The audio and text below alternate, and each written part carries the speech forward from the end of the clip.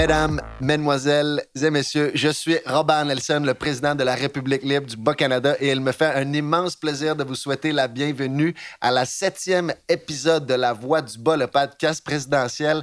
On est dans le coin de chez mon boy Sam. D'ailleurs, je dis what's up à mon copilote, fidèle comme d'habitude, juste à côté. Et on est avec nul autre que Lucas Besdiker. Pour ceux qui se demandent, c'est qui? Je vais vous lire un article du Journal de Montréal qui parle de lui.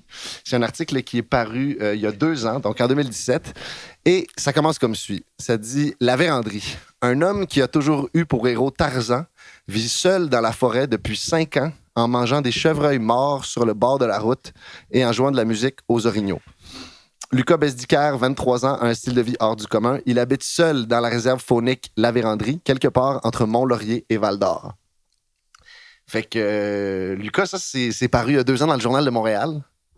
Puis... Horrible. What's up avec ça? Est-ce que t'es en effet le jeune Tarzan qui vit tout seul dans la forêt puis qui mange qui joue de la musique aux orignaux puis qui mange... Je fais juste ça, moi, manger des charins qui sont sur le bord de la route puis de la vermine. Ouais, rien à dire là-dessus. Non, pour vrai, on pourrait en parler vraiment longtemps puis relire cet article-là dans les moindres détails. Il y a bien des affaires que j'aurais dit autrement, puis des affaires que j'aurais pas dit pantoute. Mais c'est des choses que tu as dites ou c'était pas fidèle à l'entrevue que tu as eue avec la personne? Il y a beaucoup de choses qui sont tellement remâchées que je peux pas dire que j'ai dit ça. C'est pas parce que... Je veux dire, il m'arrive de ramasser des roadkills sur le bord des routes. C'est une opportunité qui apparaît parfois, mais mon alimentation n'est pas basée là-dessus, on s'entend, là. Il y aurait peu de constance dans ta source d'approvisionnement. C'est absolument ridicule. La manière que tout ça est formulé, là, c'est vraiment pas représentatif. Là. Mais si tu veux un peu nous raconter comment ça s'est passé à la base, que tu t'es fait approcher par le Journal de Montréal parce qu'ils étaient intéressés à documenter ton mode de vie. Comment tout ça s'est passé? OK, bien déjà, je vais être honnête, là, je suis vraiment pas à jour sur l'actualité, puis je n'étais pas conscient de qu'est-ce que ça impliquait avoir une entrevue avec le Journal de Montréal de cette manière-là. Premièrement, moi, je pensais que ça allait être genre un petit article de 2-3 paragraphes dans le fin fond, caché derrière le journal, puis c'est une fille qui m'aborde comme « Hey, je cherche des personnes avec... un mode de vie hors du commun avec des histoires à raconter, puis blablabla. Moi, j'étais en train de jouer au hockey au Parc La Fontaine, puis on s'était donné rendez-vous là parce que j'ai un ami en commun, Gabriel Huneau, qui lui avait parlé de moi, puis j'avais dit oui, juste, j'avais pas trop réfléchi. Puis finalement, on faisait juste avoir une conversation vraiment normalement. Là. Elle me posait des questions, je répondais, puis j'avais pas l'impression d'être vraiment comme en entrevue. Puis comme avec n'importe qui, j'ai pas vraiment de secret, tu sais. Puis peut-être que j'aurais dû en avoir un petit peu. Là. Je réalise que... ouais, je m'attendais pas à ce qu'il y ait autant de détails qui soient repris, puis on va se le dire, c'est pas nécessairement pour mettre en valeur. Là. Il y a beaucoup de formulations là-dedans qui sont limite péjoratifs. Puis, c'est ça. Mais c'est des exagérations d'une réalité quand même. Oui. C'est du sensationnalisme. Si tu veux raconter en 2 secondes, le fameux narratif qui est dit dans l'article, t'es un jeune de Montréal, t'étais tanné d'être dans la ville, t'as décidé d'aller dans le parc de la Vérandrie puis essayer un nouveau mode de vie. Ça aurait pu être formulé comme ça aurait été très bien. Et j'aurais donc aimé ça. Mais tu sais, admettons, eux, ils sont à la recherche, évidemment, de phrases choc. Fait que la fois que t'as pris un roadkill, ils vont le brancher, tu sais. Mais qu'est-ce qui... tu sais, rapidement comme ça, qu'est-ce qui là-dedans est vrai aussi, tu sais, dans le sens que comme tu t'as vécu tout seul dans le parc de la Vérandrie, comment tu t'es ramassé là? Comment t'as fait cette introduction-là à ce type de lifestyle-là? Tu sais, c'est comme t'es parti un matin, t'as quitté la ville, tu t'es juste dit je m'en vais dans le fin fond du bois puis that's it? Ou comment ça se prépare ou comment ça s'est arrivé dans ton cas?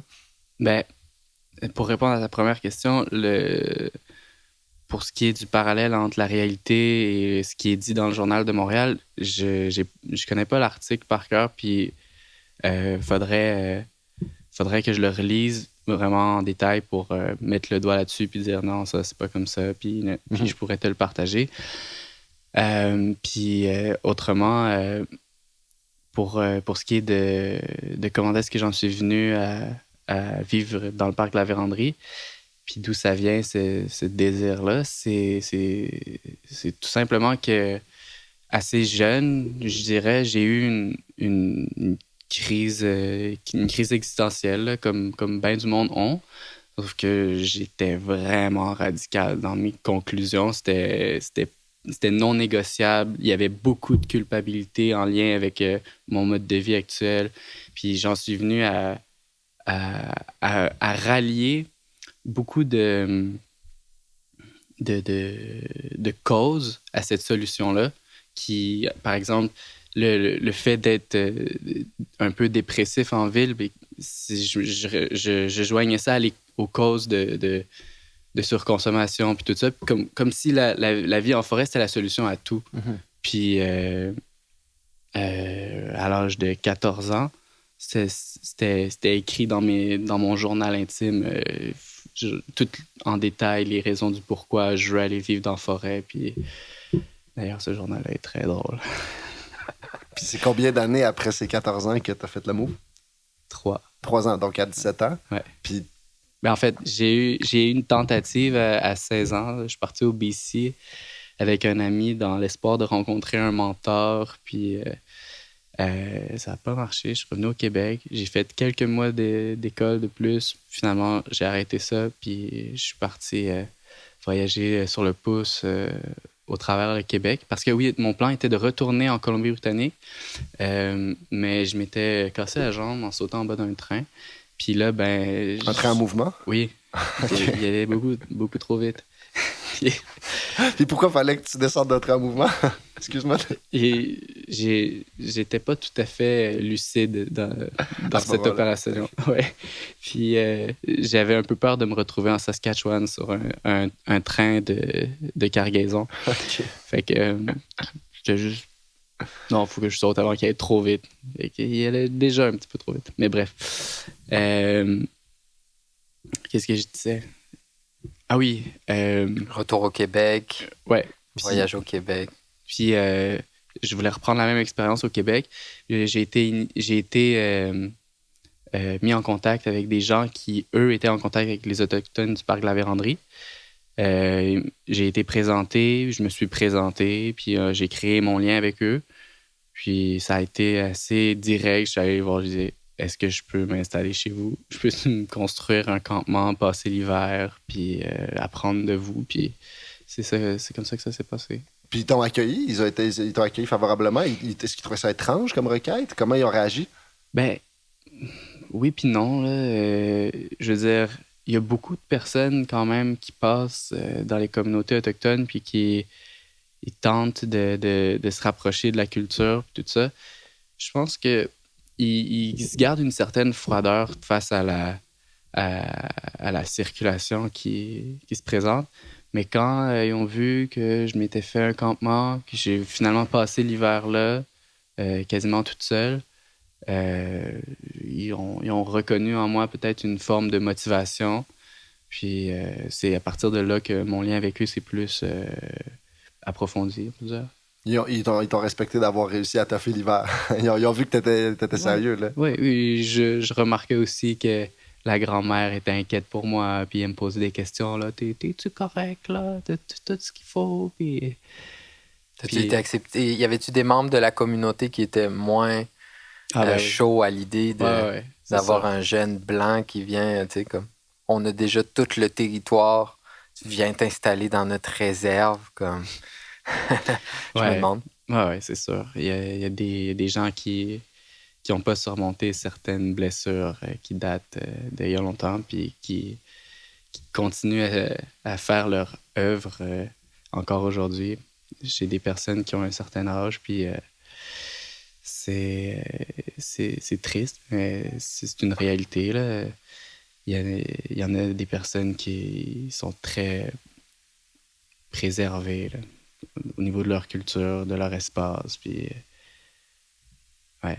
Puis, admettons, tu disais que tu as construit un wigwam. Est-ce que c'était un savoir-faire que tu es allé chercher chez eux ou c'est un savoir-faire que tu l'as sorti d'où, ce savoir-faire-là? Bon, ben là, on rentre dans un gros sujet.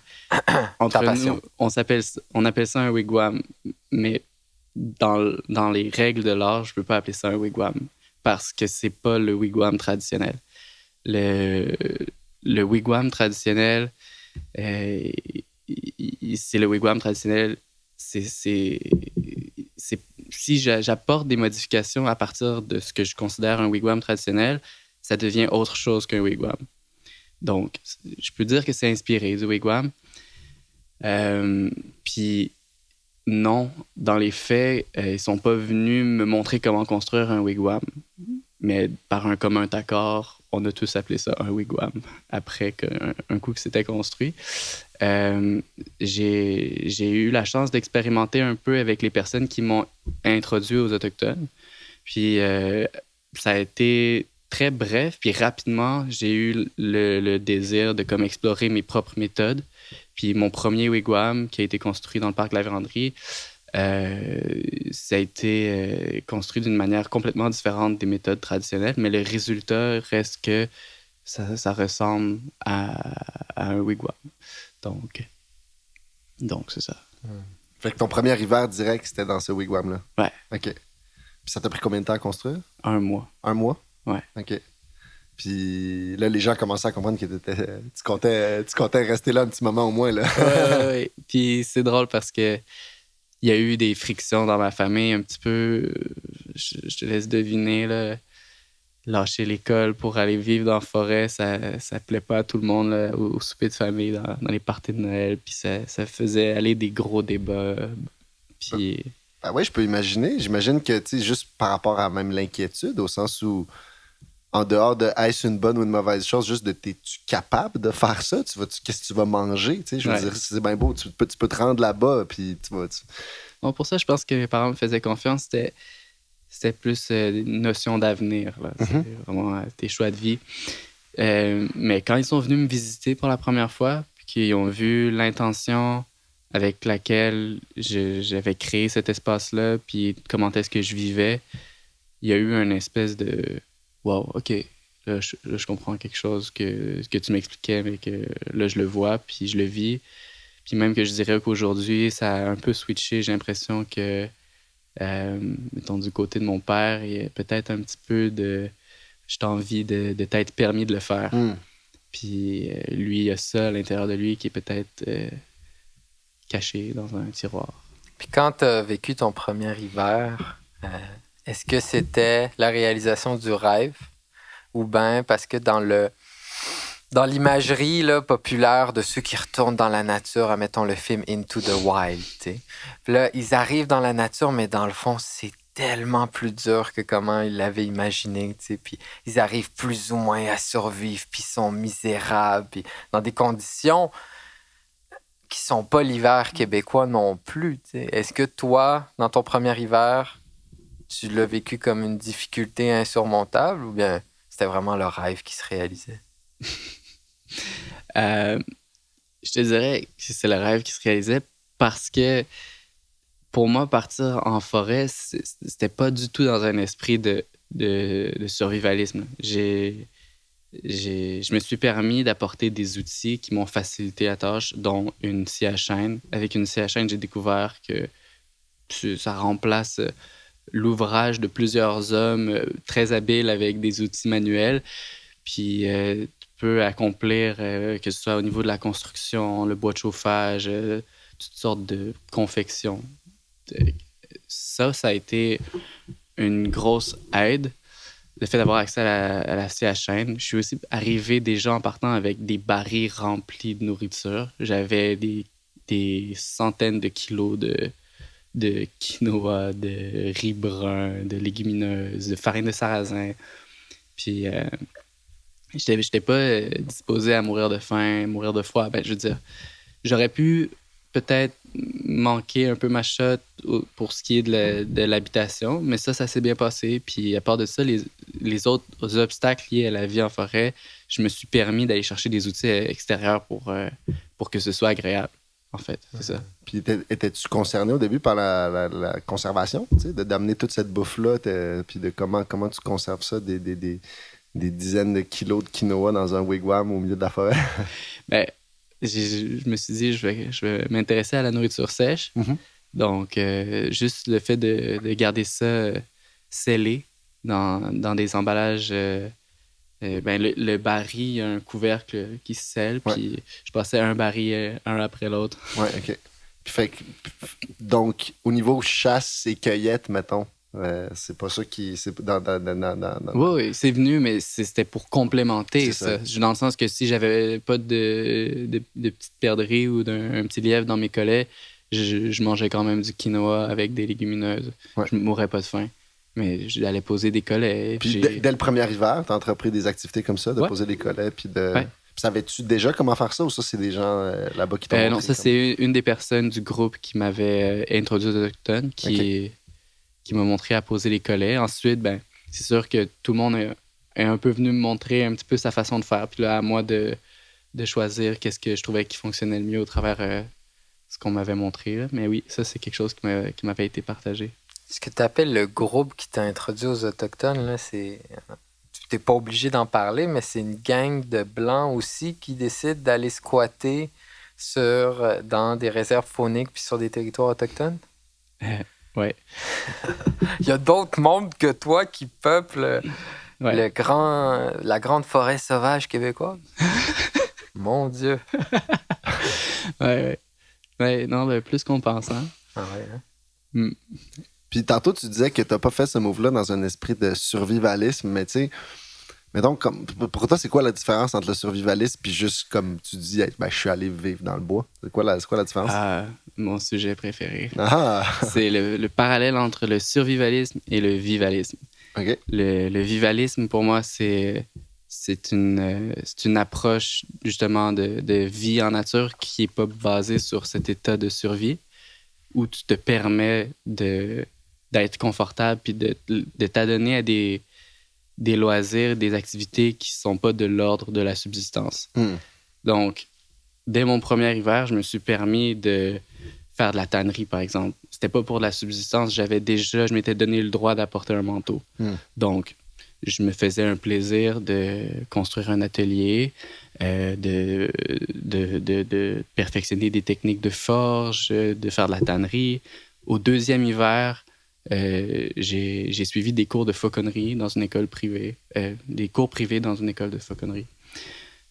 Puis on utilisait l'atelier comme volière. Puis c'est la nuance entre le vivalisme et le survivalisme. C'est vraiment de se donner le droit de vivre des choses qui ne sont pas de l'ordre de la survie. Fait que toi, c'est ça. Il n'y a pas d'une espèce de ligne hermétique idéologique là, comme que tu ne veux pas utiliser aucun objet. C'est pas ça ton combat. C'est pas exclure les objets ou les technologies du monde moderne nécessairement, ou c'est plus que tu es sélectif est-ce que tu favorises quand même une approche minimaliste par rapport à ça? Oui.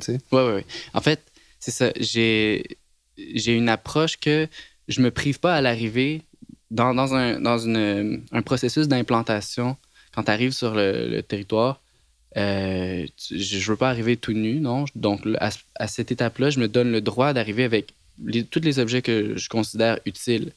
Ma définition, ce serait les objets que j'utilise, est-ce que je suis capable de les remplacer, de me les fabriquer moi-même? Puis au fil du temps, je finis par me faire des morceaux de cuir pour éventuellement faire des vêtements, me tailler des outils dans du bois, des couteaux, puis de prendre le couteau que j'ai apporté de la ville, puis le subtiliser pour un couteau fait à la main, puis progressivement me procurer tout ce que j'utilise de sorte à ce que je l'ai fabriqué moi-même.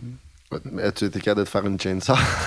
Non, ça, je t'avouerais qu'à partir de maintenant, ça fait déjà un petit temps là, que je m'intéresse aux différents modèles de scie. Puis j'en apprends encore aujourd'hui. C'est vraiment une science qui est incroyable. Tous les modèles de Godendor, des Gwyn, la manière de sculpter les dents, de les entretenir. Puis je réalise que c'est terriblement efficace. Puis j'y prends un certain plaisir. Ça m'est arrivé plusieurs fois de partir sans la chainsaw, puis de juste me dire, OK, là, cette fin de semaine, on fait du bois à la main, puis ça va être drôle. Mais ça, je t'avouerais que c'est plus difficile à remplacer parce que généralement, on est plusieurs pour faire le bois, puis on n'est pas toujours plusieurs. Mais il y a quand même, tu peux quand même être considéré comme un survivaliste dans le sens où tu arrives sur un lieu, puis tu essayes de faire avec les ressources de l'endroit. T'sais, ici, on est dans une éco-construction faite de chanvre. Shout-out à la cabane à tuque à Tremblant. Mais il y a toutes les amenuités du confort moderne. T'sais. Pourquoi tu prendrais pas un bout de terre là où tu le veux, tu te fais une belle construction en paille, en chanvre, les classiques de l'éco-construction. Pourquoi te condamner à vivre dans une cabane de brindilles? Cabane de brindilles. C'est méchant, ça. Le but, c'est pas de se condamner à une cabane de brindilles. Pour vrai, c'est un plaisir que je veux toujours avoir accès dans mon existence. Même à 70 ans, j'espère me permettre de pouvoir vivre le trip d'aller passer quelques mois dans une cabane de brindilles. Mais je t'avoue que j'ai aussi l'envie de me sédentariser puis de construire des maisons dites plus permanentes avec des techniques écologiques. C'est vraiment, ça fait partie du processus d'implantation. Puis pour moi, c'est comme la prochaine étape. T'arrives, c'est le campement temporaire, la cabane de brindilles, le temps de construire la cabane permanente.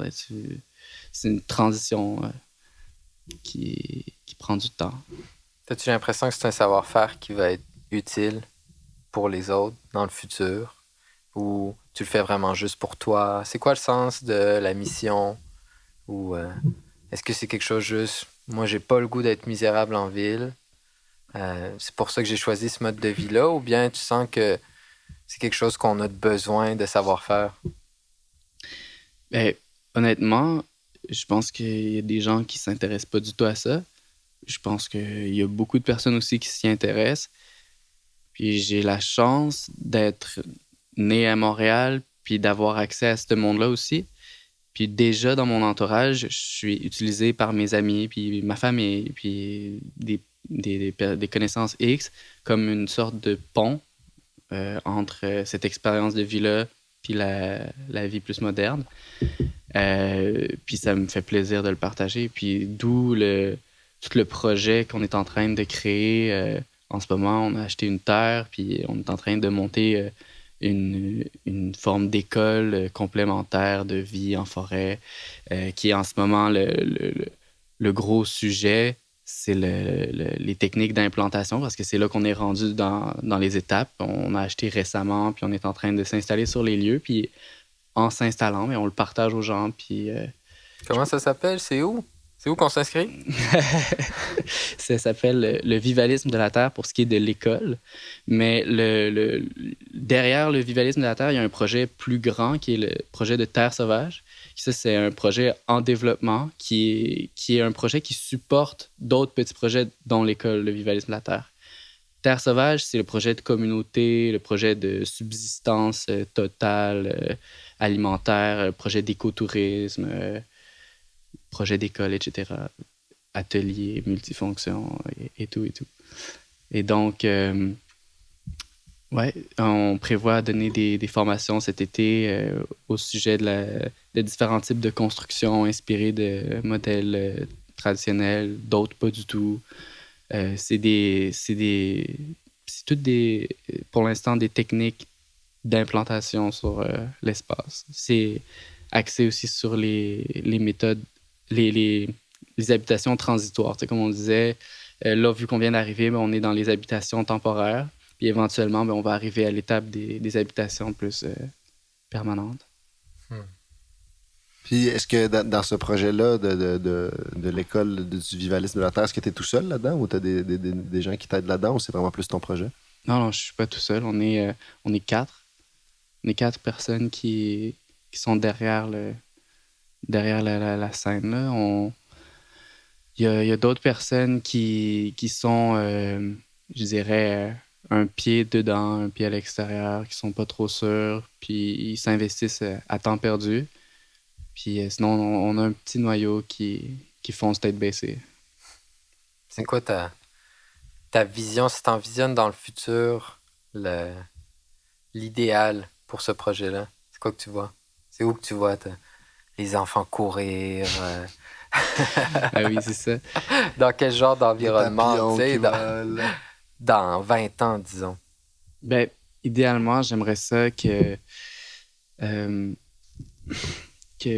l'école fonctionne suffisamment pour que on puisse recevoir des groupes de manière quotidienne, puis de faire en sorte que ça crée une sorte de roulement social pour les habitants qui sont là, les jeunes qui vont faire éventuellement l'école à la maison.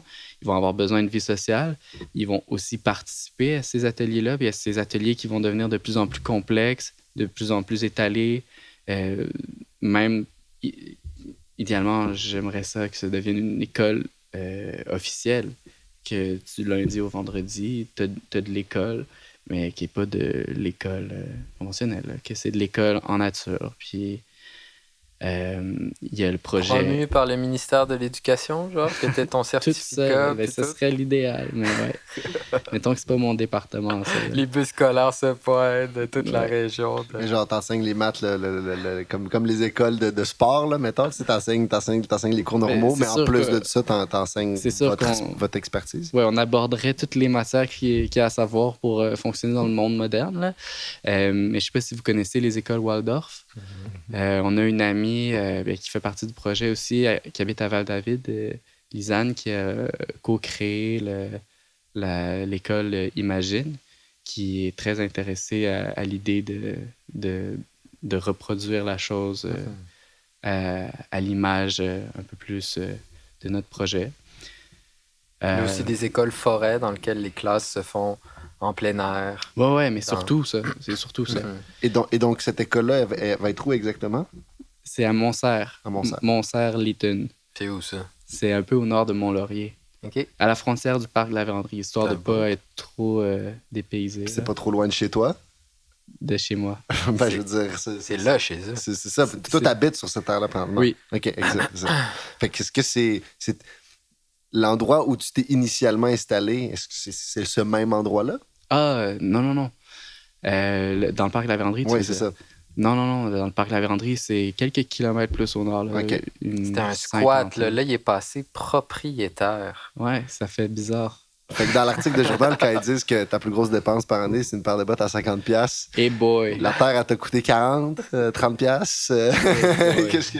Non, pour vrai, je veux pas rentrer dans le portrait de mes finances, là, mais il y a des années où j'ai dépensé moins d'argent que d'autres, volontairement, dans l'idée de comme, non, je veux pas aller à l'épicerie, on va faire plus de dumpster, on va faire plus de quillettes, puis tout.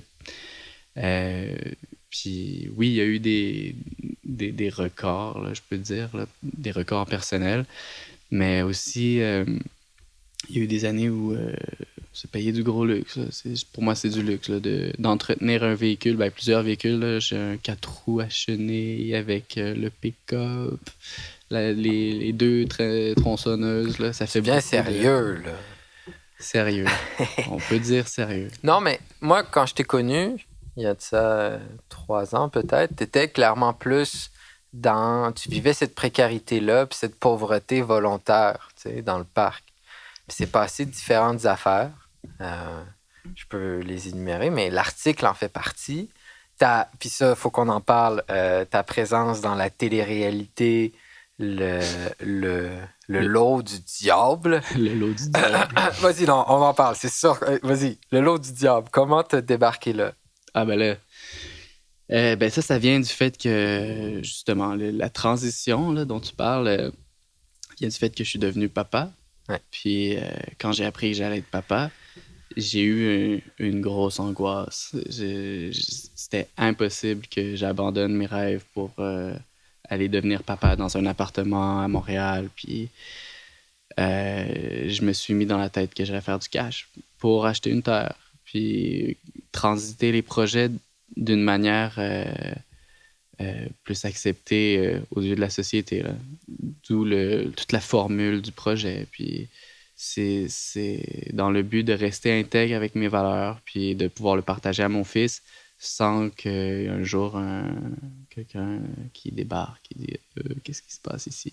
C'est que dans ta stratégie d'affaires, il y avait le fait de passer dans une émission à grande écoute, parce qu'il faut expliquer c'est quoi le lot du diable. C'est une télé-réalité dans laquelle le prémisse, c'est que vous reproduisez la vie des premiers colons en Abitibi. C'est la crise économique dans la vallée du Saint-Laurent. Le gouvernement québécois ouvre la colonisation dans l'Abitibi. Puis vous faites partie de ces colons-là qui ouvrent des nouvelles parcelles de terre. Ça, c'est un peu le prémisse autour de la chose. Puis là, t'arrives sur place, habillé comme un colon des années 30. Puis c'est quoi l'expérience? Là, c'est comme un Survivor bas canadien. Là. Ouais, c'était vraiment ça. Très cliché. Puis, en fait, moi, j'ai vu l'annonce sur Internet, puis il y a des gens qui m'ont envoyé c'est pour toi, l'annonce. Lucas! Moi, ça, après 6... Google t'a ciblé là, dans les algorithmes. Ouais, lui, là. Je pense que c'est ça qui s'est passé. Puis après 5-6 fois, j'ai été voir c'était quoi le descriptif. Là. 100 000 $, pourquoi pas. T'sais. Je me suis inscrit vraiment à la légère sans m'attendre à rien. Puis c'était comme mettre un peu de piquant dans ma vie. Finalement, je m'attendais pas à être choisi. Puis oui, c'était drôle. C'était une expérience qui était hors temps. Là. Ça n'a pas du tout rapport dans mon existence. Là. L'esprit de l'ermite qui veut aller se terrer dans le fin fond du bois versus le gars qu'on voit sa face sur les panneaux de bord de route, c'était juste complètement paradoxal. Puis, c'était-tu gagné le 100 000 $? Non. Il a été le premier éliminé. Non? Oui, j'ai été le premier éliminé. Ouais. OK, c'est que genre, ils t'ont considéré comme un compétiteur trop rude, fait qu'ils se sont dit pour... comme dans tous les jeux comme ça, tu sais, c'est des votes à l'interne, tu sais, ça fait que... C'était pas ma compétition, mais je le regrette pas parce que j'ai été moi-même, puis il y a des belles choses qui ont découlé suite à ça, puis encore aujourd'hui, je fais des belles rencontres sur du monde qui ont suivi l'émission, puis qui étaient comme moi, j'ai arrêté d'écouter l'émission quand t'es parti, machin, puis ainsi des projets qui ont vu le jour ou des futurs projets. Moi, je me souviens quand on était ensemble juste avant que tu commences l'émission, tu sais, tu avais été accepté et tout. Puis t'avais la peur que ça soit comme des brutes sauvages avec qui tu compétitionnes, tu sais, des genres de dudes puis de femmes des bois qui ont comme une expérience tellement plus grande que la tienne. Puis finalement, quand on regardait le profil des participants, t'étais de loin celui qui était le plus proche de ce genre de mode de vie, de ce genre de savoir-faire que nos ancêtres colons ont pu avoir. T'sais. C'est qui d'ailleurs qui, admettons, juste tu faisais le profil de la personne qui a gagné le lot du diable? C'est un dénommé Alain, électricien, qui... En tout cas. Ouais, non, mais c'est intéressant. Considères-tu que cette émission met réellement au test les connaissances des gens par rapport à la survie? Non. Pas du tout. Okay. Penses-tu qu'ils auraient survécu dans le contexte réel de la colonisation de l'Abitibi? Défrichage, construction? Vrai, on a été mis à l'épreuve, mais d'une autre manière. C'était quand même intense parce que c'était tout organisé. Il fallait accomplir des défis, puis sans pouvoir manger à sa faim, puis c'était back-à-back. On faisait des vraiment grosses journées. Puis, surprenamment, avec la pression pour gagner 100 000 $, puis tu veux pas choir devant tout le monde... c'est filmé, tout ça. Ça crée quand même un effet de pression. Hein. Tu veux te donner. Puis, ouais, je dirais qu'avec ces facteurs-là, j'ai vu des personnes dans l'émission comme se surpasser. Puis, je remarque un petit peu de la nature humaine qui se réveille. T'sais. ça fait ça un peu à tout le monde qui passe un certain temps dans le bois. Là, ça finit par sortir un petit peu. Là. On se dégourdit, puis je pense qu'il y a quelque part à l'intérieur de nous, là, on a tout ce petit animal là, qui a cet instinct de survie-là. Mais je pense que oui. Je pense qu'il y a plusieurs personnes qui auraient pu se démerder. Ça t'a redonné foi en l'humanité. Totalement. C'est pour ça que tu as décidé maintenant de passer d'un doute solitaire à quelqu'un qui passe le savoir, qui est plus dans l'expression, dans le partage collectif. Mm-hmm. T'es sorti de ton trou. C'est pas juste le projet économique puis la finance familiale qui t'a poussé à faire le projet. Il y a aussi peut-être un sens de hey, je vois qu'il y a un appel, que comme ça résonne. Plein de monde sont comme j'aimerais ça être toi, ta vie. Mais t'es comme faisons-le ensemble. Genre. Ouais. Et c'est vraiment c'est quelque chose qui effectivement m'appelle. J'ai souvent eu l'opportunité de recevoir des gens chez moi, puis de voir l'émerveillement du monde qui, pour la première fois, marche pendant 4 heures d'affilée dans une forêt. C'est très drôle. C'est des gens qui enlèvent leurs souliers puis marchent pieds nus pour la première fois. Puis on dirait que je le vis en même temps qu'eux. Le petit sentiment d'éveil. Sinon, je pense qu'au-delà de qu'est-ce que ça peut apporter à l'individu, il y a quelque chose, un mouvement global que ces connaissances-là peuvent servir à une transition de mode de vie qui est plus respectueuse, plus consciencieuse de l'espace, de l'environnement. Puis je pense que c'est une bonne chose à notre époque. Puis, depuis que tu as commencé à faire ça, tu sais, quand tu as dit que ton premier hiver, c'était déjà un peu comme le rêve, mais j'imagine quand même que tu as eu une évolution là, dans ta psychologie par rapport à tout ce lifestyle-là, par rapport à ça. Tu sais, qu'est-ce que des années plus tard, en repensant à toi qui commençais à faire ce move-là, y a-tu des choses que tu penses qui étaient un peu naïfs de ta part, tu sais, que tu imaginais de façon un peu romancée, tu sais, que la réalité c'était un peu différent, pas nécessairement pire ou le contraire, mais juste, tu sais, comme assez différent. Je suis curieux par rapport à ça parce que, tu sais, de le vivre plusieurs années, est-ce que ça t'a aussi donné le sentiment de répondre à cette, tu sais, à la crise existentielle que tu as vécue en ville? Est-ce que admettons, tu sais, quand ça faisait 2-3 ans que tu étais dans le bois, est-ce que comment évoluer ce sentiment-là chez toi? Puis cette vision-là, là, tu parles du fait que tu as fondé le projet pour justement le repartager, puis aussi comme accorder un aspect logistique avec ta vie personnelle. Mais par rapport à cette vision de base libératrice, est-ce que ça... Obviously, tu es encore en train de faire ça, fait que tu y as trouvé quelque chose. Là. Mais y a-tu des nuances là-dedans? Ah oui, totalement. Je me suis déradicalisé, là, solide, pour de vrai. Déjà, pour commencer avec les gros points, là, moi, je pensais que j'allais élever ma famille un jour dans le parc de la Vérandrie à 90 km de la 117, caché sur le bord d'un lac. C'est un petit peu absurde, là. Puis je réalise que le besoin de vie sociale est là. Puis pas juste pour mes futurs enfants puis mon enfant actuel, mais pour moi-même. J'ai envie d'être avec du monde. Puis j'ai aussi ce besoin-là d'ermitage. Donc, dans ma nouvelle conception, c'est un équilibre entre les deux. Je suis content que notre projet s'établisse très proche du parc de la Vérandrie parce que ça me permet de pouvoir aller goûter à mes anciens territoires ou d'ermitage. Puis d'un autre côté, je peux aller me satisfaire de vie sociale. Puis je trouve ça bien.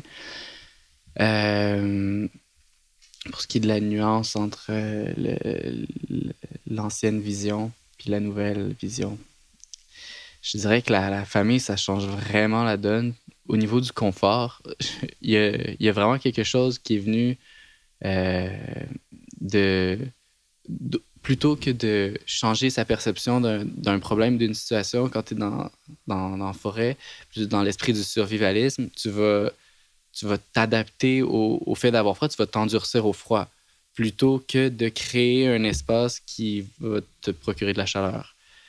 Fait que avant, j'étais vraiment plus dans un esprit de je m'adapte aux situations, puis je deviens une espèce de brute insensible. Mhm. Puis maintenant, j'accorde beaucoup plus d'importance à tous ces petits besoins-là parce que j'ai un bébé. Puis ben, j'ai envie que mon bébé m'aime. Je veux pas lui faire vivre les pires souffrances du monde. Là. Mais ton bébé n'est pas avec toi dans le bois, donc. Pour l'instant, la maman habite à Val-David, puis on se visite. Okay. Ben, on se visite. Je passe du temps chez elle, elle passe du temps chez nous. Ouais. On se déplace. Ouais. Puis... ouais.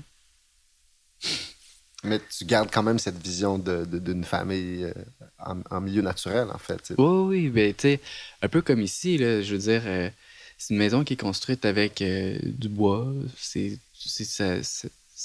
l'étape suivante de l'implantation sur le territoire. Puis c'était ça ma première idée aussi à 17 ans quand je suis arrivé dans le parc de la Vérandrie. Mon but, c'était de passer mon premier hiver dans le wigwam, peut-être le deuxième aussi. Mais en fait, on a transité le premier hiver, c'était dans le wigwam. Ensuite, on a construit l'Arche, qui est une sorte de tente inspirée des formes vikings, qui est pas très long. L'Arche, ouais. Qu'est-ce que j'ai dit? Non, t'as dit une tente inspirée des techniques vikings, puis là, je lui ai donné son nom, l'Arche, son nom. Ouais.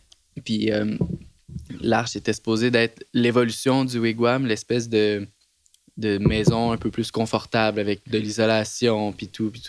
Finalement, il y a eu des perturbations, puis ça fait qu'on j'étais avec Gwenaëlle à l'époque, on est resté dans le wigwam, puis on a utilisé l'Arche comme atelier.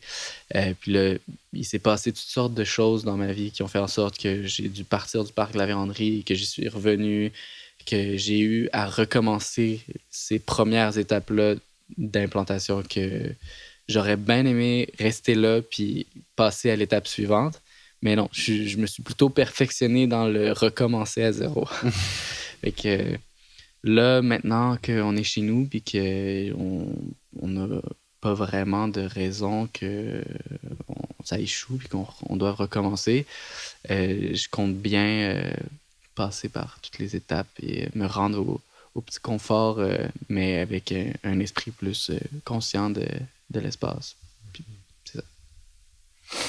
Moi, j'ai une question peut-être plus philosophique par rapport à, mettons, l'article du Journal de Montréal là, qui met l'emphase sur des traits de ta personne puis de ton mode de vie. Mais, puis, peut-être rentrer dans la psyché québécoise, culturelle. Les Québécois se considèrent souvent les descendants de ce genre d'Européens mi-sauvages, mi-autochtones, le fameux coureur des bois, chose qui n'est pas vraie. Là. Ils sont descendants de la colonie de peuplement qui est arrivée plus tard. Mais on dirait que t'es peut-être la renaissance ou l'archétype de ça. Puis est-ce que tu le sens dans la vision que les gens ont de toi, dans la manière romancée dont ils veulent donner à ce mode de vie qui semble comme impossible, inatteignable, mais en même temps tellement comme incroyable, puis duquel on vient tous. T'as-tu l'impression que on t'accole cette image des fois? Totalement. Est-ce que c'est juste... Je t'avouerais que j'ai jamais été vraiment en quête de m'attitrer une étiquette pour me positionner. Je sais que j'ai des descendances d'un peu partout, à gauche puis à droite. Puis j'aime bien le fait de faire le parallèle que dans les techniques que j'utilise, ça s'inspire de plusieurs cultures aussi. Puis en tant que personne qui vient de toutes sortes de cultures, J'aime ça m'apparenter à ça. Je pense que c'est représentatif, mais je me prends pas pour un coureur des bois, malgré le fait que je porte une ceinture fléchée. Là, je sais pas si c'est... Ah, t'es le cliché, là. Raide, là. Ouais, mais je vends pas des pots, puis je fais pas des traités avec les Autochtones. Là. Mais as-tu, tu sais, à t'entendre parler puis à voir l'article, tu sais, je veux dire, ça existe. Il y a milliards d'exemples là, d'être mal cité, de sensationnalisme qui exagère les choses. Mais en dehors de ça, parce qu'il y a une volonté un peu d'écrire le retour en nature, le retour en forêt comme quelque chose de tellement intense ou de tellement all-in or nothing que c'est comme si on aime le fantasmer, mais la façon dont on parle, c'est évident qu'on le fera pas parce que c'est juste bien trop difficile puis intense. Puis si t'es normal, tu feras pas ça. C'est un peu l'impression que ça me donne. Comme dans quelle mesure c'est plus tough qu'on le pense, puis dans quelle mesure c'est peut-être plus banal qu'on pense. Ça, mettons, si toi, tu t'adresses à du monde, mettons, du monde qui t'écoute, qui n'ont jamais passé plus que 2 jours dans le bois, là, puis ça, c'était dans une maison avec de l'électricité. Je sais ça. Puis les gens s'imaginent, mais ça a l'air de quoi? Est-ce qu'il faut que je sois comme... Faut que tu sois comme un héros, justement. Faut que tu sois une espèce de une brute insensible qui peut toffer à moins 50 dans un petit trou dans la neige ou genre, tu sais, comme. Ben, il faut que tu. Écoute, comme je te disais, mon approche, c'est vraiment pas une sorte de mise au défi. Ben, oui. Il y a du défi, mais c'est tellement variable. Là. Je veux dire, adapte-toi à ton besoin et à tes capacités. Là. Je veux dire, si tu as envie d'aller vivre cette expérience-là, puis tu penses que ça t'aiderait énormément d'apporter de la nourriture, un manteau, un sac de couchage, puis une maison portative, vas-y comme ça. Puis éventuellement, c'est comme l'image d'aller vivre dans la forêt. Il y a comme tellement d'approches différentes. Là. T'as vraiment... t'as la touche plus militaire, avec des méthodes inspirées d'Autochtones, t'as des versions de vie plus permanente sur les lieux qui ont des niveaux de confort tous différents les uns des autres. Puis, je me perds un petit peu là. Mais qu'il y a différentes techniques, il y a différentes écoles de manière de faire, mais que toi, tu as décidé de faire ce qui marchait pour toi, puis ce qui te donnait. Par exemple, si on te condamne par rapport à l'appropriation culturelle, que tu utilises des techniques autochtones, puis qu'en plus que tu vis sur leur territoire, mais ça, c'est une autre question. Mais est-ce que ça, c'est un questionnement qui arrive? L'appropriation culturelle? Venant des autres? Ouais, venant des autres. Est-ce que tu te fais ben oui, c'est ça. Juger appropriateur culturel? C'est quoi ton rapport avec ça? C'est très drôle. Oui, ça m'arrive de me faire adresser de cette manière-là. J'ai de la misère à me positionner par rapport à ça parce que je conçois qu'il y a des personnes qui ont une blessure venant de nous, l'homme blanc qui a tous les droits, puis blablabla, qui, même au travers de tous ses droits, se permet de vivre de sa personnalité, de sa tradition. Puis, je peux comprendre qu'il y a certains contextes qui peuvent être choquants, mais en ce qui me concerne, c'est difficile parce que je le vois comme comme si c'était vraiment normal, en fait. En tant que personne qui est née ici depuis plusieurs générations, je suis sur un sol autochtone, puis je pratique des techniques autochtones. J'ai pas l'impression c'est pas comme si j'étais par exemple, le meilleur exemple d'appropriation culturelle, c'est une équipe de hockey qui a pris le nom d'une nation autochtone. Je sais pas exactement c'est quoi, Mais dans le sens qu'il n'y a aucun contexte, là, je prends ton nom, puis il n'y a aucun lien, aucun rapport. Là, on est sur le territoire autochtone, puis on pratique les techniques qui ont été pratiquées ici pendant des millénaires. Je le vois pas comme quelque chose d'étrange puis qui est insensé. Au contraire, comme je suis là, puis je le soutiens, je l'honore en faisant ça. Et je sens pas que ça s'adresse à moi quand que je me fais dire ça. Puis généralement, la conversation termine avec le fait que les techniques que j'utilise sont inspirées d'eux et non directement reliées à la tradition. Mais c'est ça aussi le danger de l'appropriation culturelle. C'est pas juste de sortir quelque chose de son contexte, mais c'est de prendre une technique, par exemple, puis de la sortir de tout le contexte du langage, des coutumes, de tout ce qui implique la culture reliée à cet habitat-là du territoire. Fait que, comment tu répondrais à ça? Ben, majoritairement, les techniques que j'utilise sont reliées avec les techniques d'implantation. Toutes les méthodes existantes qui nous permettent d'arriver sur un lieu puis de se faire une place. Je veux dire, l'humain est sur Terre depuis des milliers d'années. Je veux dire, comment est-ce qu'on peut s'imaginer faire quelque chose de mal quand que tu veux t'installer quelque part, puis tu vois quelque chose qui fonctionne bien, puis tu as aussi vu cette autre personne-là faire autrement, puis te dire « Ouais, mais si je prends une partie de celui-là, puis une partie de celui-là, puis là, ça va très bien. » Puis c'est juste pour te faciliter la tâche dans l'utilisation du moment au niveau de... Je veux dire, c'est pour répondre à un besoin qui est viscéral. Exister sur un lieu, il faut que tu le fasses. Il faut que tu t'implantes, que ce soit temporairement, permanemment.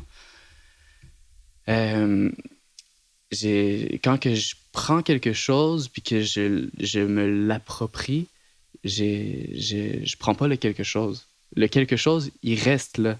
Comme je disais tantôt, le wigwam traditionnel, il reste le wigwam traditionnel. Il va toujours être le wigwam traditionnel à partir du moment où la technique est utilisée puis le résultat est un peu différent, mais c'est plus un wigwam. C'est rendu une méthode d'implantation inspirée de... est-ce que c'est un mal après ça de s'inspirer des affaires, des cultures, des traditions? J'ai de la misère à dire que oui. Je sais pas. Toi, qu'est-ce que t'en penses? Moi, ce que j'en pense, c'est que toi, tu as décidé de vivre sur un territoire, une écologie, un écosystème, puis on réinvente pas la roue, puis l'expression est très bien utilisée dans ce sens-là, que on utilise les techniques et technologies qui sont appropriées à l'endroit, puis si qu'ils cavent, on n'invente rien en tant qu'humain, puis on est héritier d'une longue lignée, puis on a la chance peut-être d'avoir une habitation longue du continent américain qui a été écologique. C'est questionnable sur plusieurs aspects, mais comme ça a marché, vu qu'ils ont été là jusqu'à la colonisation. Mais que je peux comprendre, tu l'as bien expliqué, le sentiment de blessure, le sentiment que c'est déjà arrivé, que vous êtes venu, vous nous avez raconté des choses, vous nous avez dit que on serait utile à votre entreprise.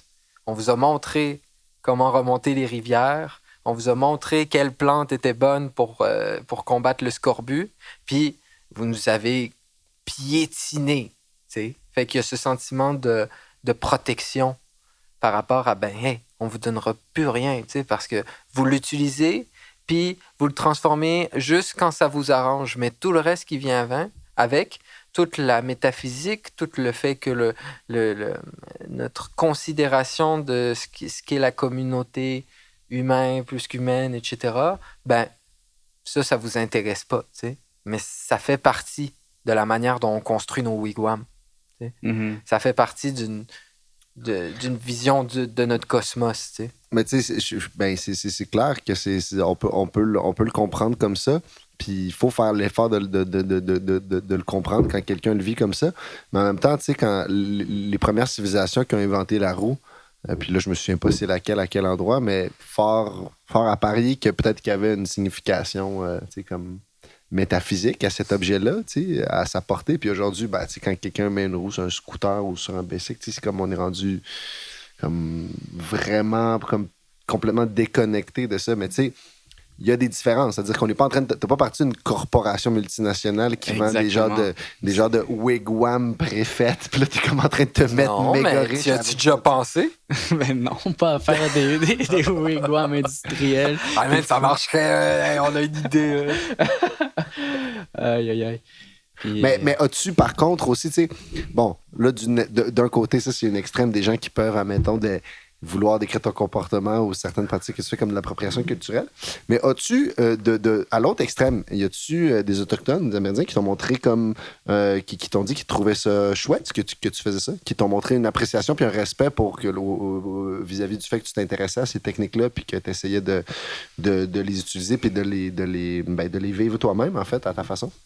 Ben oui, puis je pense que c'est ça aussi qui atténue peut-être le discours des personnes qui cherchent à me poser cette étiquette-là. C'est que j'ai une relation avec les Autochtones, puis j'ai jamais été reproché de par eux, en fait. C'est pas des Autochtones qui t'ont accusé d'appropriation culturelle? Souvent, c'est des personnes plus impliquées dans les...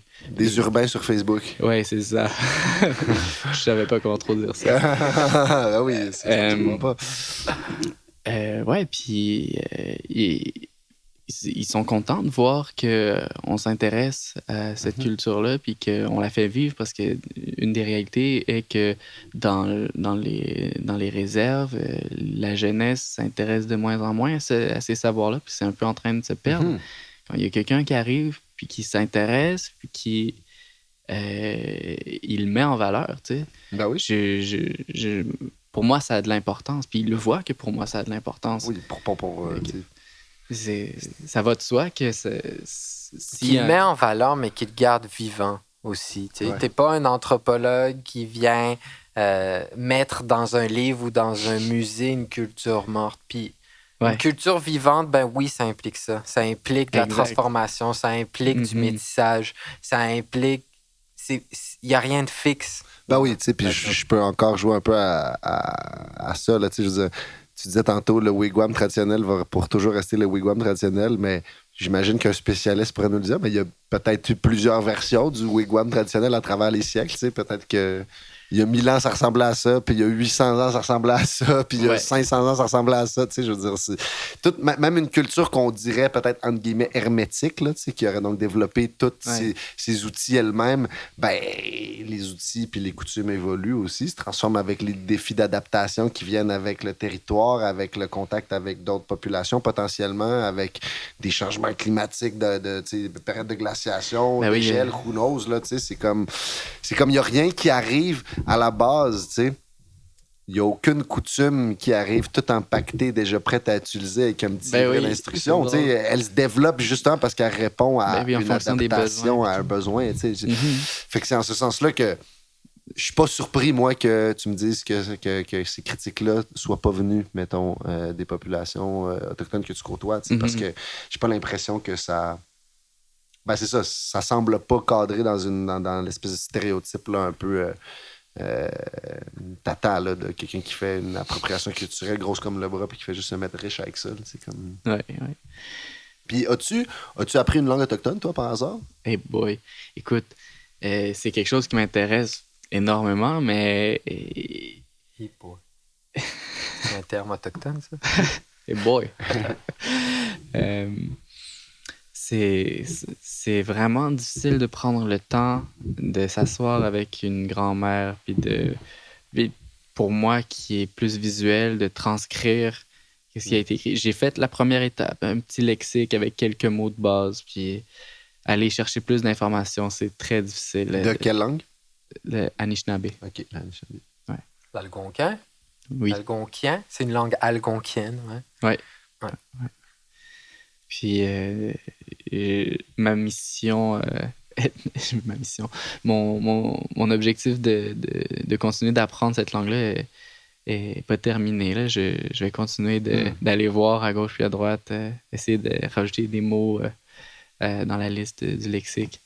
Mais c'est très compliqué comme langue. Très difficile à apprendre. Pour vrai, là, la structure des phrases, puis c'est une langue qui est très changeante aussi au niveau du vocabulaire.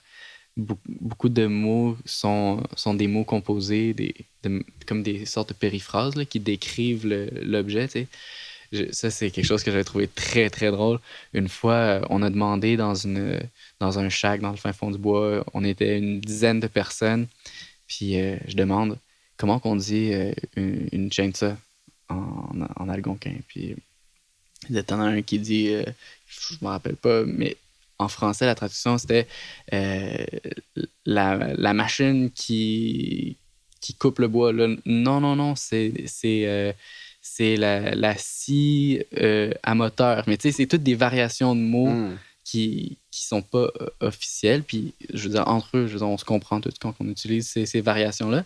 Puis là, tu as la grand-mère qui arrête tout le monde que non. Elle shoot la définition exacte. C'est la machine en métal avec les dents qui grugent le bois, puis c'était comme un mot.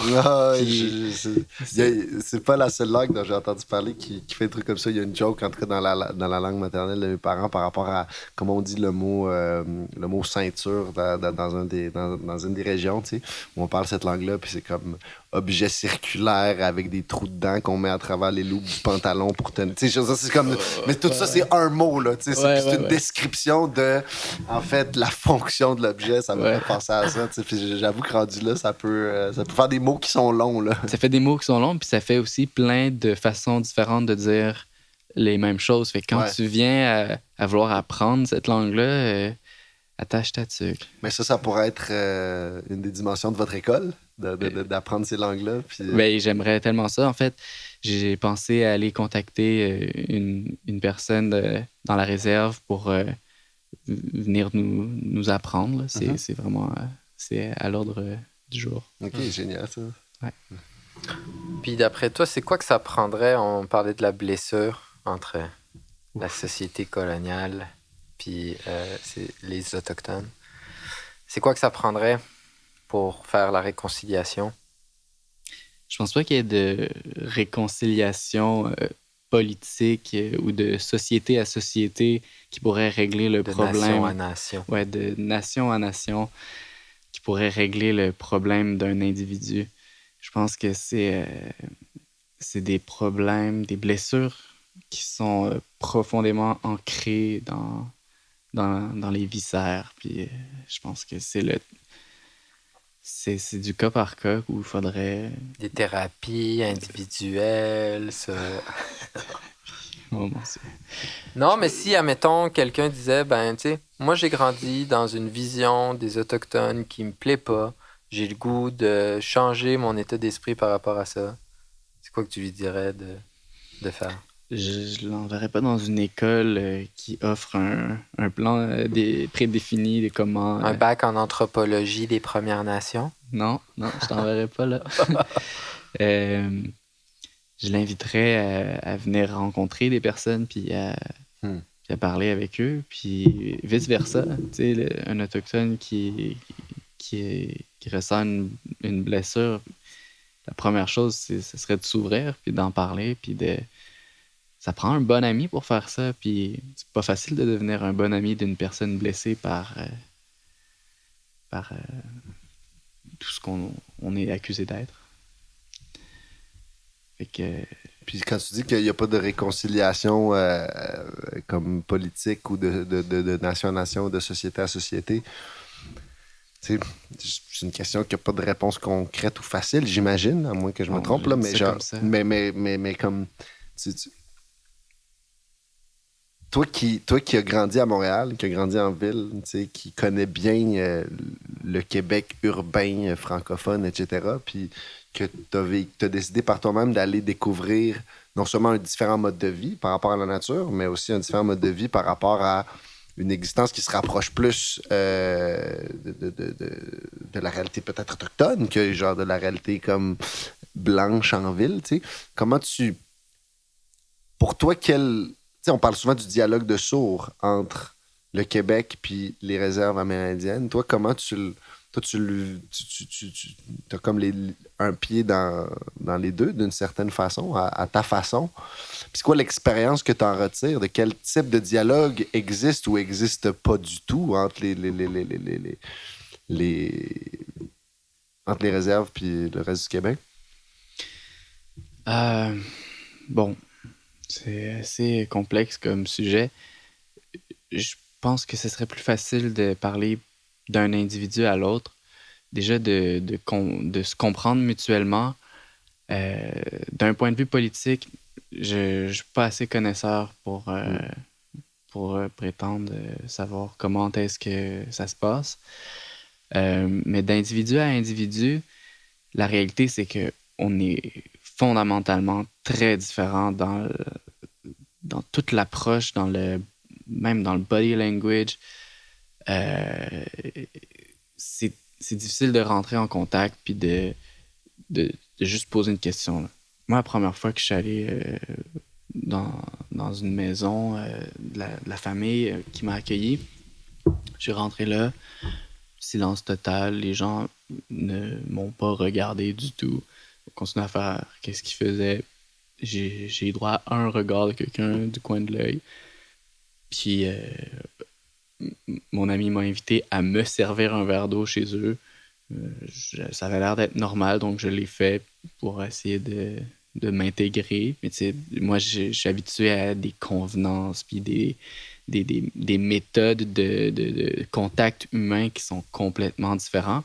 Et là, quand on vient le temps de parler, puis d'avoir des conversations plus profondes, on fait face tout de suite là, à ben, si on parle d'une personne qui vit les blessures dont on parlait, et on fait face à des blocages immédiats. C'est d'une fermeture. C'est très difficile de rentrer dans des sujets qui sont plus sensibles. Ça se transforme par des silences, des changements de sujet. Puis c'est très, très... je sais pas comment dire. C'est des personnes qui sont très vraies dans leur façon d'être. Il n'y a pas de masque de confiance comme nous, on peut avoir là, issu de notre éducation. T'arrives, puis s'il se passe quelque chose qui le dérange, c'est direct, il va le dire, puis tu peux te sentir comme si t'étais pas le bienvenu, mais en réalité, après ça, tu t'en vas parce que tu te sens mal. Puis non, t'avais pas besoin de partir, tu y en reparles plus tard, puis on finit par s'expliquer, puis on finit par se comprendre, mais c'est vraiment, c'est plus lent, c'est plus long.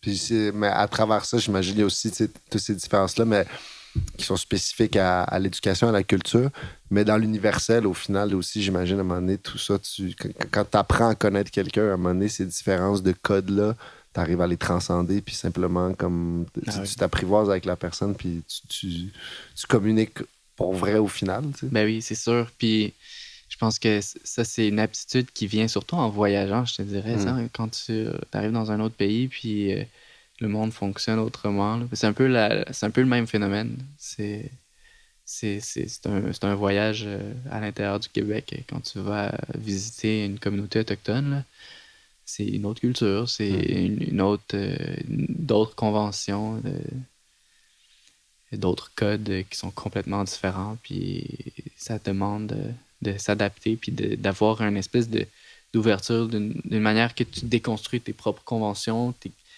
un peu neutre, puis t'es plus un récepteur. Puis si les deux personnes arrivent comme ça, ben là, c'est facile. Puis on arrive à se comprendre assez vite. Je pense. Le vivalisme de la Terre, c'est quoi les prochaines étapes? C'est quoi? Ça vient de commencer? Ça vient d'ouvrir? Y a-t-il une grande ouverture? C'est quoi que vous projetez pour l'été qui s'en vient, 2019? Ben, au programme pour 2019, on a un atelier qui va commencer le 21 juin sur une construction de maisons longues inspirée du Kanonsa, qui est un terme, je dois le spécifier, qui appartient à un dictionnaire dont la source est très peu sûre. J'ai été chercher le terme de maison longue dans la langue d'origine à plusieurs autochtones que je connais, puis c'est très, très égaré comme terme. C'est pas wigwam? Non, c'est pas la même chose. Le wigwam, ça appartient à la culture algonquine, qui est une structure plus temporaire, faite avec des petits arbres. C'est rond aussi. La maison longue, c'est du côté des Iroquois. Et c'est une maison vraiment faite sur le long. Le toit est courbé, un peu à la même technique que les Algonquins. Mais à la différence des Algonquins, les Iroquois sont très, très dispersés, beaucoup moins nombreux. La culture est moins vivante. J'ai vu sur Internet qu'il y avait moins de 1000 personnes qui parlent encore les langues d'origine iroquoienne. Donc, quand tu t'intéresses à un mot, il faut vraiment que tu cherches loin. Donc, temporairement, c'est le mot qu'on a trouvé. Pour revenir à l'atelier, c'est un atelier qui va s'étaler sur 3 fins de semaine au long de l'été. Puis pour l'instant, on y va avec ça. On va voir plus tard comment ça se passe. Puis on a un paquet d'ateliers qu'on a hâte d'aborder, qui sont en lien avec notre processus d'implantation. On a envie de partager ce qu'on fait au fur et à mesure. Puis là, on est rendu là. Fait que vous allez construire la maison longue avec les gens qui veulent bien participer. Puis tu vas montrer les techniques, les milliers de nœuds de brêlage à faire. Oui, les techniques de brêlage. Il y a aussi une partie, la première étape, en fait, c'est la structure permanente, qui est une structure en poutre et poteau qui est inspirée de techniques scandinaves. Donc, il y a des tenons mortaises. Puis, il y a aussi des petites touches personnelles pour ce qui est de l'élévation de la structure. Il y a des méthodes pour lever des pans de mur au complet avec des systèmes de levier puis de contrepoids. Puis, une personne seule peut manœuvrer ça. Que tu as élaboré toi-même. Oui. Pour pouvoir te débrouiller tout seul. Oui, c'est des choses qui arrivent. Mais toutes ces techniques-là, on va aborder plusieurs méthodes, des méthodes de groupe, des méthodes individuelles, des méthodes quand tu es juste deux. Et il y a plein de choses différentes à apprendre au niveau de l'élévation de la structure. Tu peux lever un poteau à la fois, puis ça a sa complexité aussi. C'est pas plus facile. Vas-tu avoir d'autres aspects que l'habitation dans l'école? Vas-tu aborder la nourriture? Ben oui, c'est axé généralement sur la subsistance en forêt. Donc, on touche... bon, je m'avance, là. Je sais pas si on va se rendre jusque-là, puis dépendamment de comment est-ce que les gens vont s'investir dans le projet, on aimerait aborder les énergies vertes, les énergies renouvelables. On a même une personne qui est très, très calée dans la conversion des voitures à l'hydrogène. Quand on parle de subsistance en forêt, c'est vraiment au sens large de les méthodes alternatives pour vivre en marge de la société. C'est comme un peu cliché, là, mais c'est vraiment ça. Donc, on va aborder les sujets de transformation de nourriture, et même éventuellement, j'aimerais inviter des amis autochtones à venir nous montrer comment dépecer un chevreuil, comment tanner des pots, tout ça. Donc, au niveau de la cueillette, j'imagine l'identification des plantes. Oui, tout ça les champignons. On va inviter sa mère. Qui, c'est moi? Ben oui, tu peux venir dans les ateliers avec nous. Je connais rien, moi, de ça. Je suis juste un fils d'immigrant qui vient de débarquer. Je connais rien de ça. T'es niaiseux. Cool! Mais c'est intéressant. J'ai hâte de participer. J'ai hâte d'apprendre de toi. À tous ceux out there, moi j'ai envie de te poser ça comme ça. À tous ceux out there que la seule chose qu'ils savent sur toi, c'est ce fameux cliché là, du Tarzan du parc de la Vérandrie qui la petite joke qu'on en rit, mais comme. C'est quoi que tu as envie de dire à tout le monde, de genre qui a vu ça passer ou qui s'imagine ce personnage, c'est quoi, mettons, Ça serait quoi ton aide, tu sais, comme... Ce serait quoi le petit mot que tu leur dirais pour remettre les pendules à l'heure plusieurs années plus tard, là, tu sais, genre, bien simplement, tu sais. Je suis comme vous. Je suis comme les autres. On est tous capables de sortir du trou. Je sais pas comment je pourrais dire ça. Pour vrai, j'aurais envie de dire en gros, hey, apprends que dans les nouvelles, surtout au Journal de Montréal, tu saches en prendre puis en laisser. Puis si ça t'intéresse d'en savoir plus, je t'invite à venir nous voir ou à du moins aller voir notre page sur Facebook. Peut-être que tu vas pouvoir définir quelque chose en ce qui nous concerne. Je suis tellement abasourdi par cette épopée-là que j'en perds mes moyens. Là. Je sais pas comment récupérer ça.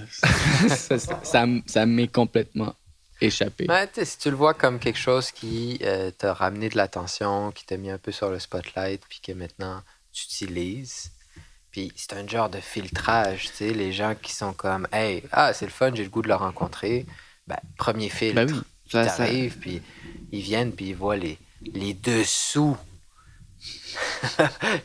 les dessous pas si glorieux de ton aventure, puis glorieux et pas si glorieux, mais... Ouais, ben c'est sûr, ça a eu son bon côté pour ça.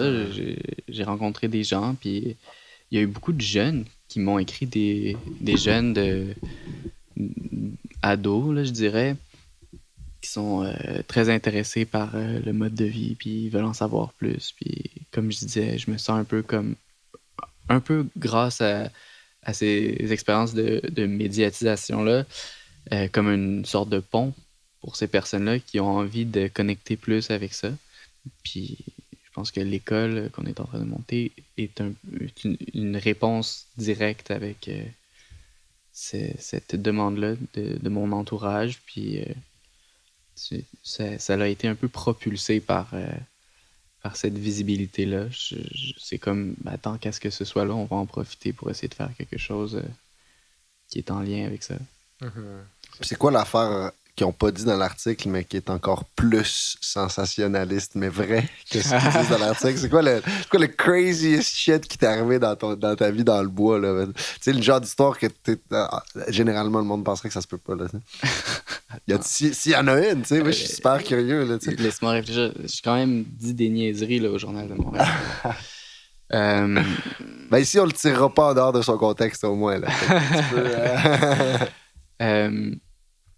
Ben c'est sûr que il y a eu la shot avec l'ours, la bataille avec l'ours, là, que c'est pas la première fois que je voyais un ours puis j'ai décidé de foncer dessus, là. Il y a vraiment eu on va se le dire, il y a eu des ours quotidiennement dans le parc de la Vérandrie, là. C'était pas la première fois qu'on voyait un ours. Mais cette fois-là, c'était en plein jour, j'étais avec 3 amis, puis on était en train de travailler sur un wigwam, puis il y a un ours qui nous a foncé dessus, là, mais genre, à pas de course, là. Je voyais ça, là, la boule de poil, là. Man, j'ai les genoux qui ont fléchi, là, pour vrai, là. J'ai eu, pour la première fois de ma vie, un vrai choke, là, de comme...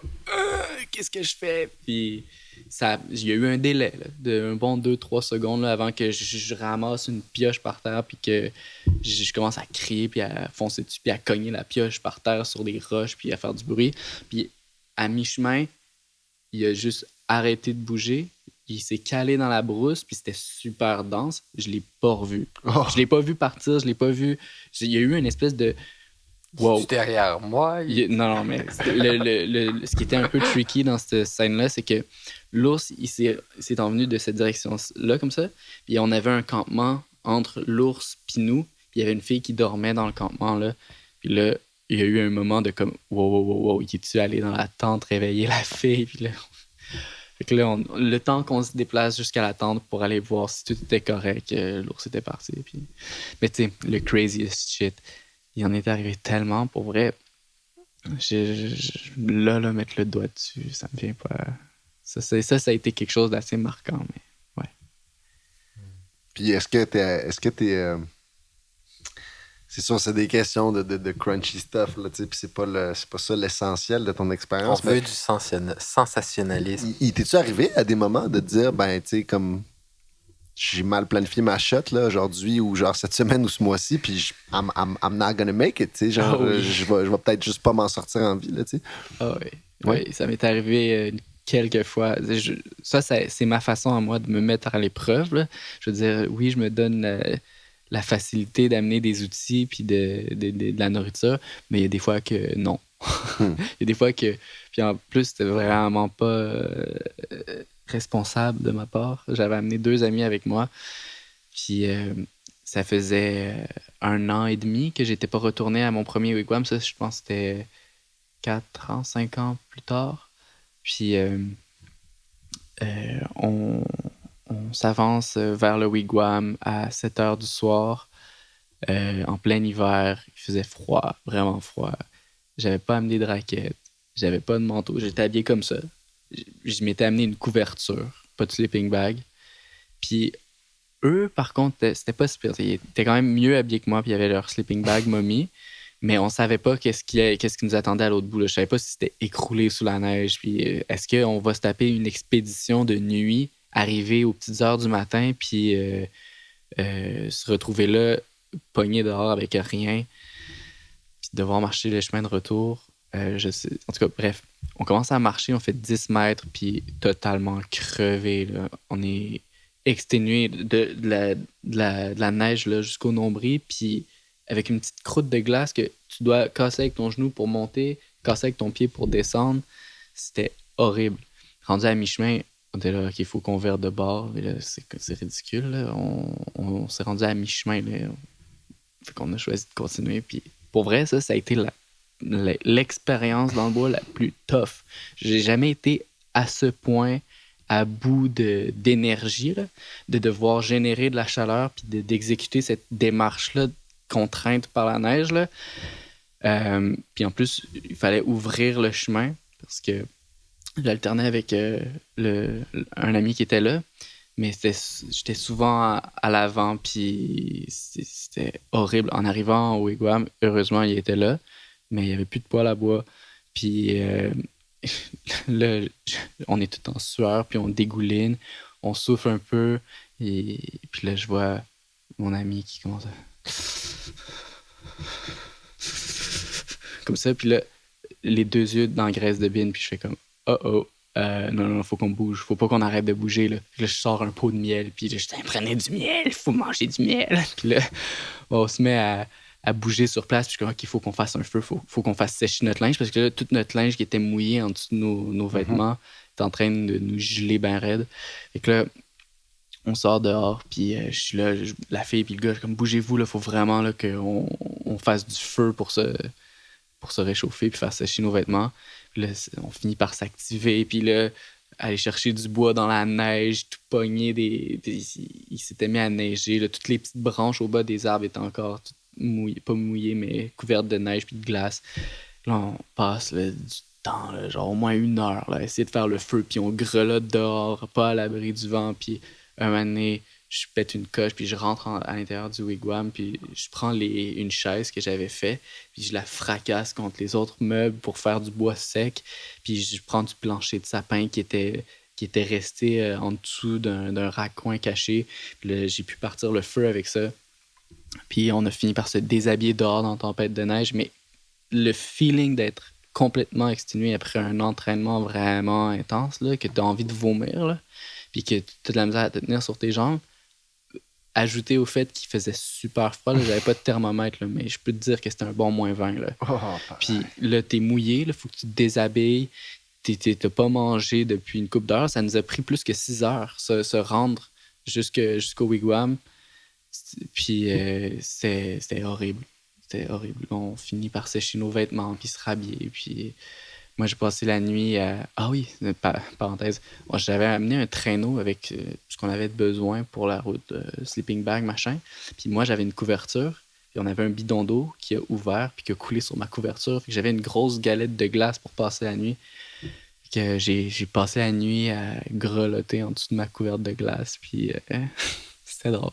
Le lendemain matin, j'ai bouffé plein de miel. Puis on est parti en courant pour retourner. Mais pourquoi vous alliez passer la nuit là? Écoute, j'avais envie de faire visiter mon wigwam à des amis. Puis là, en joke. Et vous allez, on va visiter ma maison. Petite marche. Une petite marche. Alors, pour vrai, j'étais habitué de marcher dans cette trail-là, puis d'avoir tapé la trail plusieurs fois. Puis j'avais déjà marché pas de raquette, ce chemin-là, parce que j'avais tapé la trail. Puis là, ben, j'ai pas pensé à ça. Je sais pas. Non, j'étais pas toute là à ce moment-là. On disait en joke, ça va être drôle, ça va être difficile, on se met au défi. Puis non, c'était vraiment difficile. C'était vraiment tough. Mais, ouais.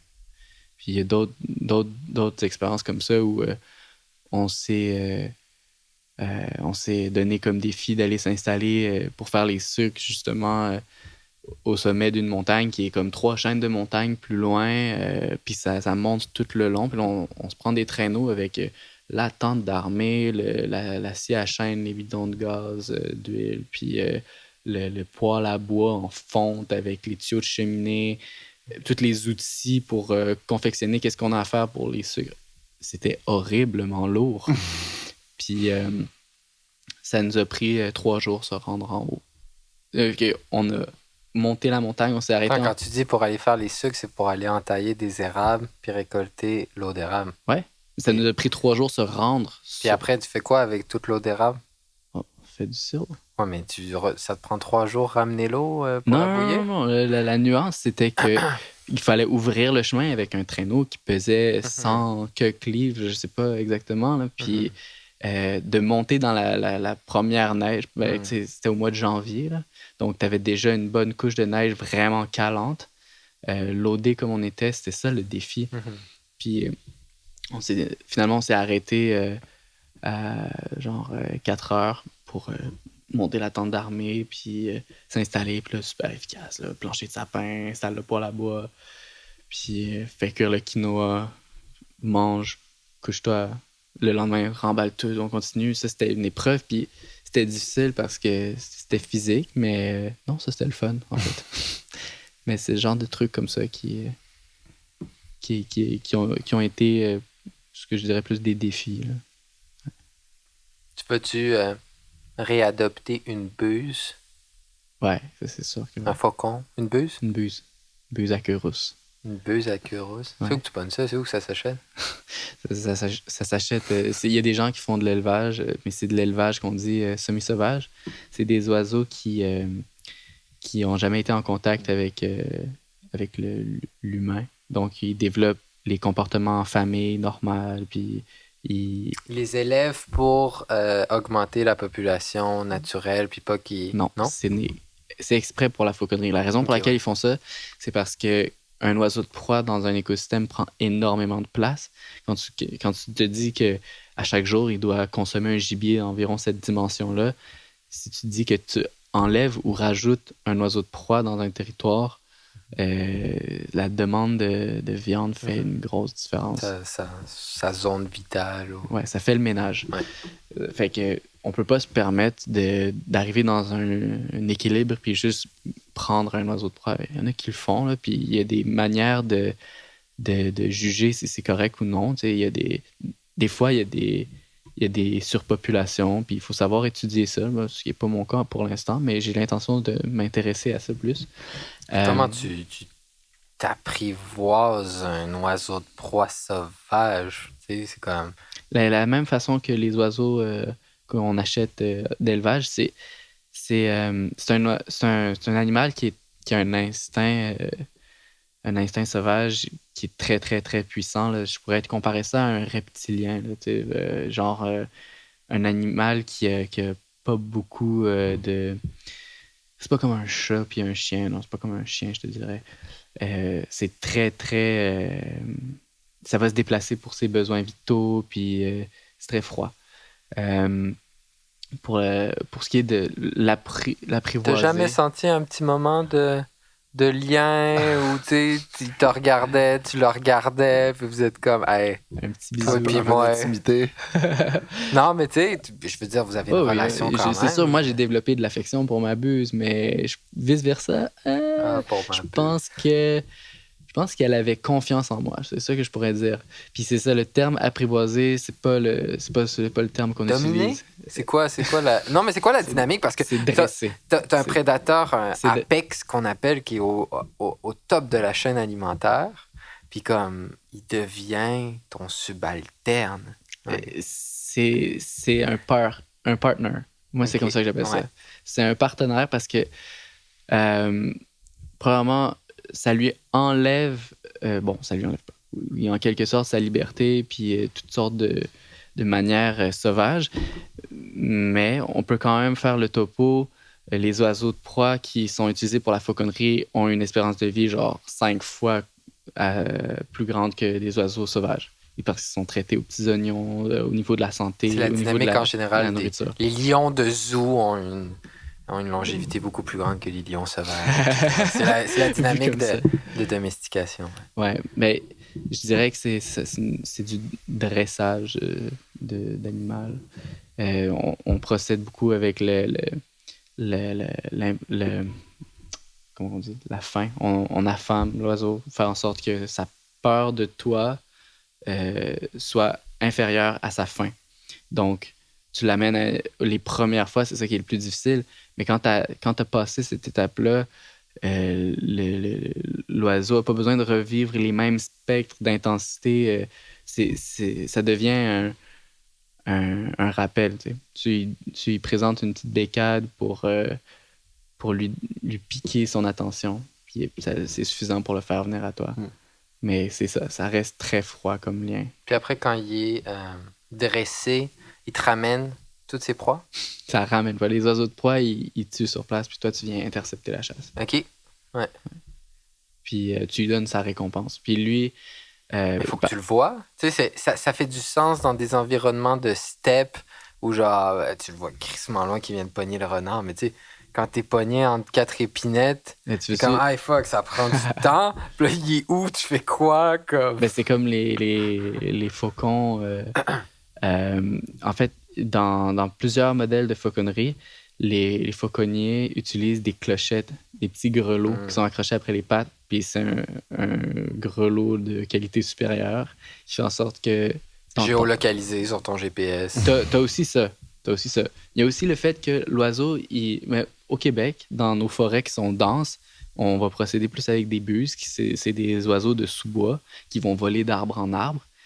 Ils vont rester proches de toi. Fait que quand il va y avoir une chasse, ça ne sera pas comme un aigle royal ou un faucon qui se ramasse à 2 km plus loin à l'horizon, au bout de la steppe. Ça va vraiment se passer dans un range beaucoup plus proche. Fait que déjà là, c'est plus facile, mais ça arrive de le perdre de vue. Donc, c'est pour ça qu'on utilise les petits grelots. C'est quoi qui pogne? Toi, tu manges du campagnol, des petites musaraignes? Du lièvre. Ça mange du lièvre. Ouais. Du faisan, de la perdrix. J'en veux un. C'est good stuff. Ouais. Ah, puis pour vrai, la fauconnerie, c'est un trip, là. C'est un art aussi. Ça peut éventuellement devenir un moyen de subsistance. Mais avant de passer au stade de subsistance, je qualifierais ça de hobby. C'est pour le fun. Ouais, chacun ses hobbies. Oui.